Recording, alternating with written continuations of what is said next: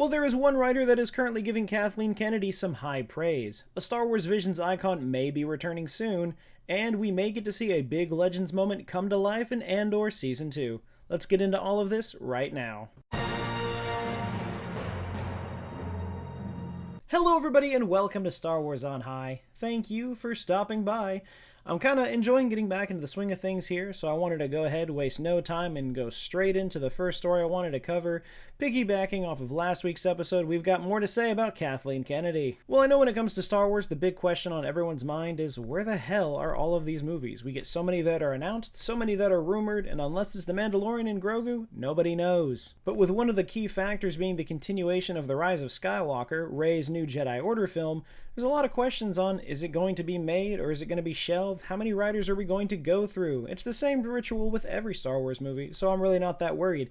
However, recently, Stephen Knight, who was initially tied to the project to write it, who left in October of 2014, has come out with some high praise about Kathleen Kennedy, which is kind of an eye-opener when you consider all of the rumors that go around when people discuss working with her. In a recent article from Star Wars Newsnet, writer Stephen Knight mentioned that working on Star Wars was a great experience, and that he really enjoyed working with Kathleen Kennedy. When asked about it, Stephen said, "I mean, it was such a great experience, and I'm not just saying this, they were great people. Kathleen Kennedy is a pleasure to work with. Lucasfilm are smart people who know their craft, and for me, it's like a particular discipline in the world of writing and film. It's this world, and you enter the world, and you do your bit, and you do your take. And I always knew the process then moves on, so I don't know what of the writing that I've submitted is going to end up in whatever the next incarnation of that movie is. It's just great to be there and to be a part of that." Which I honestly think is the best take to have when it comes to writing or working on a Star Wars film like that.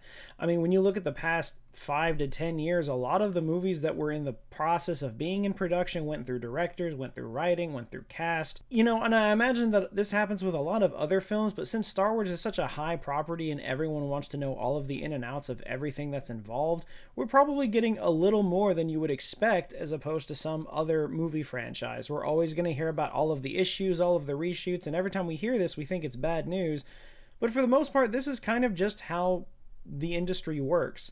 I understand it's a little different when Star Wars, when you know you're going through 26 writers for one movie that's going to be an hour and a half, but you get what I'm saying. But I especially love how he explained what it felt like to work on the project, describing it as stepping into a hurricane. Between the fans, what they want and what they feel, it's a really tricky situation to be in. You're never going to be in a safe spot, especially when you're comparing it to a hurricane, so I think that's really smart. He goes on to say, "I loved it. You either get blown away or you use it, and I really wanted to use that energy to do what I do, to contribute to what I want to contribute. And you enter it with reverence and do what you can, and then hope that you've done stuff that's going to end up on that huge screen."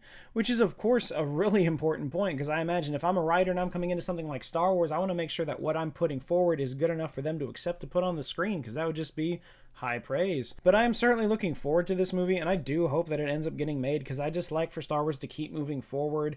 I'm excited for the Dawn of the Jedi film, since we're going back to the very beginning and we have all of that open space to fill in, but I really want the story to just keep pushing forward. I'm kind of tired of just kind of going back to that same, you know, post-Clone Wars, pre-Empire era. Like, it was fun at first, but now we're just like, we filled in so much that I want to see something new and keep it moving forward. So I have a lot of hope for George Nolfi, who is currently taking up the role of writer for this project, and hopefully we'll be getting some announcements at Star Wars Celebration. And if you want to talk about something that Star Wars fans really loved, it's definitely going to be Star Wars Visions, especially when all of the conversation revolves around, are we going to get any continuations of the stories from Volume 1 in Volume 3? Well, it looks like that may be coming to fruition, as we just recently got an interview with Brian T., who voiced the Ronin in the very first episode of Star Wars Visions: The Duel, one of the more high acclaimed episodes that a lot of people were enjoying, and it even ended up getting a bunch of spin-offs as a result. But he mentioned something about coming back, and I think we're all excited now. So while Brian T. was on the red carpet for the Independent Spirit Awards, he was asked if we would ever see the return of the Ronin, and his response really got me hyped. Brian decided to answer with, "Oh, absolutely no question." And I think, you know,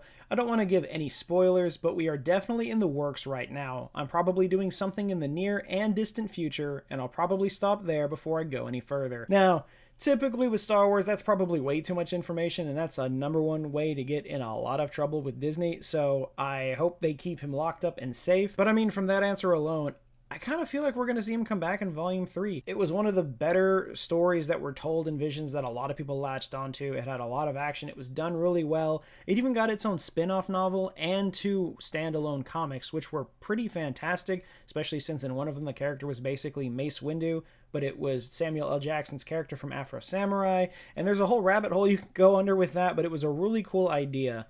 The only thing that concerns me is that if we're going to get a continuation, how are we going to do it? My personal preference is for a whole brand new story, seeing as the Ronin novel continued on from where the episode ends in The Duel. We have 2 one-shot comics. I guess you could take those comics and then redo them for the anime episode. However, I would like to see a whole new story, especially since this is such a cool character and there's a lot more that we need to know about him. But, I'm not going to jump ahead. I know that Kamikaze Doga is coming back, so there's a pretty good chance that we're going to see The Duel Part 2 or something to that degree. And I don't think we'll have to wait very long to find out either. I'm pretty sure there is a Visions panel that's going to be happening at Star Wars Celebration, so we're certainly going to get a trailer at some point. And I would expect Volume 3 to drop around November, which I'm pretty sure is when Volumes 1 and 2 dropped as well. So I think we're going to be looking for a winter release this year. And we're just going to have to sit and wait. And lastly, for something pretty big, we got a new first special look at Andor Season 2 that dropped on Disney+, and then I think a few hours later it went out on YouTube. It was an awesome 2-minute first look that gave us a lot of new footage and a lot of behind-the-scenes talk with the director Tony Gilroy, as well as some of the actors.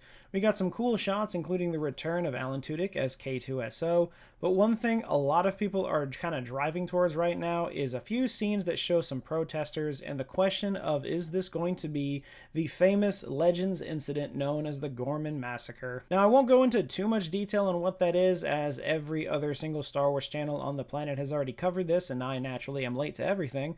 But to give it a brief overview, it was basically a group of peaceful protesters that were protesting against the Empire. Things got out of hand, and a massacre occurred.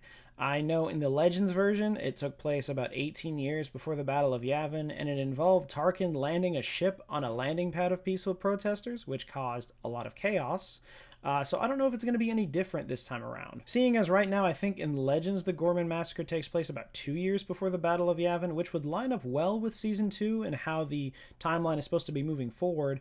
I also know that after that is when Mon Mothma starts to repent against the Empire pretty much and starts to say that like this was all Palpatine's fault, and then she kind of gets pushed out, which would explain why her status kind of drops, as well as her very fancy wardrobe when we see her in Rogue One. And, I said I wasn't going to go into too much detail, yet here I am rambling on, so is what it is. But I know that's the big thing, is how are they going to do this? Because I don't think the budget's going to hold for a massive destructive display as we know from the Legend side of things. And there's also the big question of, is Tarkin going to be around at all? I know we had a lot of back and forth with the CGI Tarkin in Rogue One. I personally liked it, but I understand why people think it was a bit odd. I think I'd be okay with it if we got like a hologram or a holoprojector version of Tarkin this time around, or maybe he won't even be involved at all. I could see them kind of replacing it with Krennic and having him as the reason for it, and other people are saying it might be Luthen that starts the Ghorman Massacre. So there's a lot of speculation, but I definitely think it's going to happen, and it's probably not going to be pretty. But I think that's right in line for the tone that Andor is trying to produce, because Andor Season 1 was a really dark, gritty, and depressing show, so I don't think it's going to be all, fun X-Wing battles like we're used to. I think this is going to be a more darker side and really show why the Empire needed to end and why this rebellion was happening, instead of just saying, these are the good guys, these are the bad guys. Ultimately, though, I'm excited. This was a pretty good week for some news on a lot of different subjects. We've got movies, we've got Visions, we've got TV shows. I'm just hyped for Star Wars to kind of get back on a roll again, as I know we're coming towards the end of the 2020 lineup, and that's just what I personally refer to it as. If you go back to 2020, we had the investors meeting where all of these shows and movies were announced. Of this list, only 3 of them at this moment have been canned or rewritten in some way. I'm still a little iffy on the Lando show. That's now supposed to be a Lando movie. Really don't know if that's going to be happening or not. But I mean, we're running to the end of things. So now I'm really looking forward to what's going to be going on next. What's the next investors meeting in a show? What's the next lineup of shows that we have? Right now, all I know is that Disney is currently working on 2 animated Star Wars shows. I don't know if it's going to be something like Clone Wars or Rebels or when the timelines are going to take place, but I'm always going to be interested in that. But of course, as news breaks, I will hopefully try to find the time to hop on here and talk to you guys about it, because it's what I love doing. So, out of these 3 stories, which one are you most interested in? Which one could you not care any less about? Please let me know all of your thoughts down in the comments. As always, thank you to everyone who stuck around to this point in the video, and we hope to see you again very soon.